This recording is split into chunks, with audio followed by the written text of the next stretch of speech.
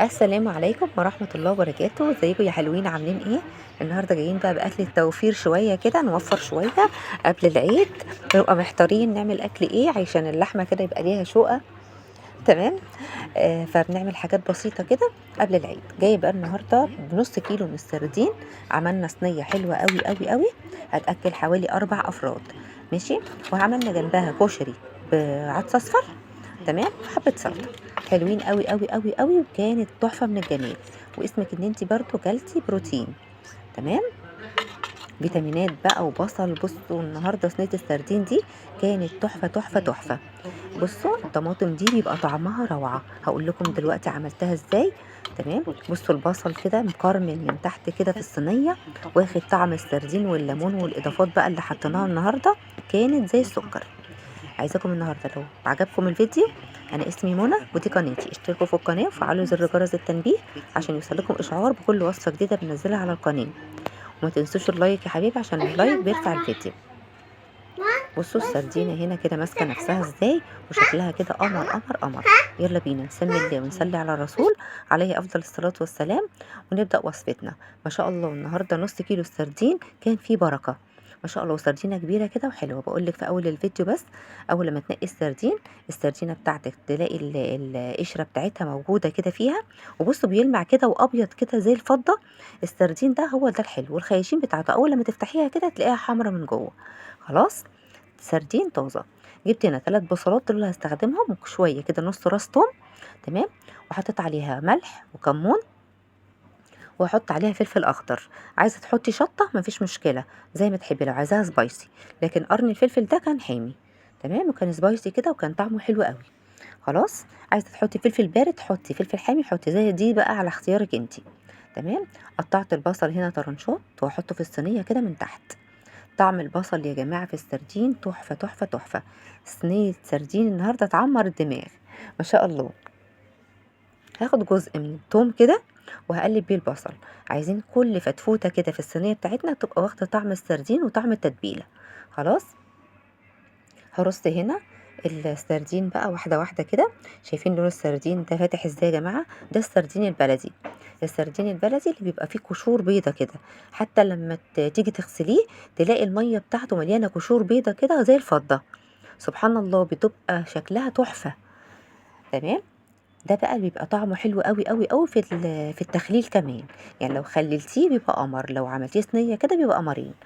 خلاص. بس كنت باخد جزء تاني من التتبيله بحطها على السردين، واتبل بيها السردين زي ما انتم شايفين كده. كل فتفوته كده بتبقى شاربه من الثوم والكمون كده والملح، بتبقى متحيقه من الاخر، يعني بتبقى طعمها تحفه. خلاص كده. هنا بقى على الطرنشات الطماطم دي بتوديكي في حته تانية، طعمها في حته تانية. عايزه تكتري كتري يعني، بس كانت الكميه دي مناسبه على نص كيلو، دي طماطميه واحده. والفلفل ده برضو، يعني كل المكونات اللي احنا بنحطها على السردين دي كده من فوق، كل الخضار ده هو بيكمل بعضه. يعني كل الوصفة بتاعتنا النهاردة بتكمل بعضها ببعضها كده، كل الخضروات اللي احنا حطيناها. شايفين كده؟ بصوا الألوان كده تحفة، مغذية وتحفة تحفة تحفة. لو سألتوا على السردين يا جماعة وفوائده، وفتحي على النت كده وشوفي فوائد السردين للأطفال والكبار وكبار السن كمان، قمر قمر قمر، مفيد جدا جدا جدا للعظم. بصوا جبت بقية التوم. تمام. حطيته برضو، ودلعت بقى الطماطم والخضار ده بيه عشان يبقى واخد من نفس طعم التتبيلة. خلاص كده. بصوا بقى، حطي توم حطي ليمون على قد ما تقدري. ما ينفعش خالص تحطي بديل، اي بديل لليمون كخل ولا حاجه، لا. هو روحه في الليمون. ما عندكيش ليمون ما تعمليش الصينيه دي. تمام. بحط بقى كميه حلوه قوي قوي قوي كده من الليمون. تمام. عشان يبقى طعمه كده ممزز كده والليمون باين فيه، ويمنع اي زفاره. بصوا بقى، انا بقول لكم النهارده في الفيديو برضو معلومه النهارده، قشر الليمون ده حطيه برضو في الصينيه دي. تمام. هنا بصوا بعد ما خلصت خالص، طبعا انا حاطه ملح في التوم. برش رشه حلوه من الملح ورشه حلوه من الكمون. دي بقى بتوديه في حته تانية، بتخلي السمكيه كده طعمها تحفه، ومتحيقه كده ومتبله بالتتبيله الكمون والملح، تبقى قمر قمر قمر. عندك عايزه تحطي شطه حطي، مفيش اي مشكله. الشطه برضو بتخليه حلو جدا، بس انا كفايه استكفيت بالفلفل عشان اطفال. تمام. قشر الليمون هنا بقى بصي، ده بيمنع اي زفاره. بيخليه روعة روعة روعة روعة من الجمال. بصوا، حطيته كله كده، وزعت قشر الليمون كله عليه. تمام. خلاص كده. اخر حاجه واضافه بقى بحطها من ربع لنص كوبايه من الزيت، واهم حاجه الزيت اللي تحطيه للوصفه بتاعت النهارده يبقى الزيت نظيف. تمام. لو زيت تومين عادي بس ما يكونش ليه ريحه. تمام. كده خلصنا خلاص. وهحطها بقى على البوتاجاز من فوق، تاخد تشميعه كده على البوتاجاز من فوق. اول بصوا الخضار انا ما حطيتش اي ميه، شايفين الميه اللي فيه دي كلها لما غلي البصل والطماطم وكل الخضار اللي حطيناه نزل ميته. 5 دقايق بس، ما فيش غيرهم على النار. تمام. هنا بقى حطيتهم على النار، هنعمل شويه سلطه حلوين كده مناسبين للاكله دي. تمام. حطيت هنا ده جرجير على كزبره خضراء، ودي وحدتين من الطماطم. تمام. وواحده كده من الخيار او واحدتين من الخيار كبار. جزرايه كده مبشوره. دي بقى مخليه الجزر السلطه النهارده مسكره كده يا جماعه زي السكر. وربع معلقه من الملح، ما نكترش ملح خالص للسلطه. وربع معلقه من الكمون، وليمونتين. الليمون بقى بيوديه في حته تانية. ما بحطش خل خالص الا لما بكون حاطه الخل ده، بحطه للسلطه بتاعت المشويات يا جماعه.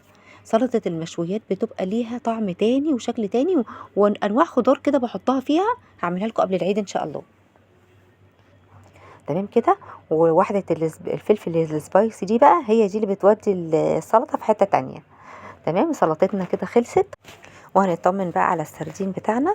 بصوا بقى كده اتنشف كده من على الحروف. تمام. وعمل اللون البني ده كده من على الجنب. تمام. يبقى انا كده هرفعه على النار كده من فوق. تمام. هحطه على الشبكه يعني عشان وش السردين كده من فوق يبقى من فوق ومن تحت زي القمر. كده خلاص طلعتها من الفرن. بصوا بقى السردينه بتاعتي عامله ازاي وشكلها قمر ازاي. بصوا بقى الخضار من ورا كده من تحت كده تحفه تحفه تحفه. بصوا بقى البصل مكرمل كده والطماطم، وواخدين من طعم التتبيله كلها زي ما عملنا كده في اول الفيديو. وصفه النهارده حلوه جدا يا جماعه، اتمنى تجربوها. وهما دول اليومين بقى المناسبين ان احنا ناكل سردين فيهم، والحاجات البسيطه دي قبل اللحمه كده عشان اللحمه تبقى ليها شوقه كده على العيد ان شاء الله. دمتم في حفظ الله ورعايته، والسلام عليكم بفيديو جديد ووصفه جديده ان شاء الله.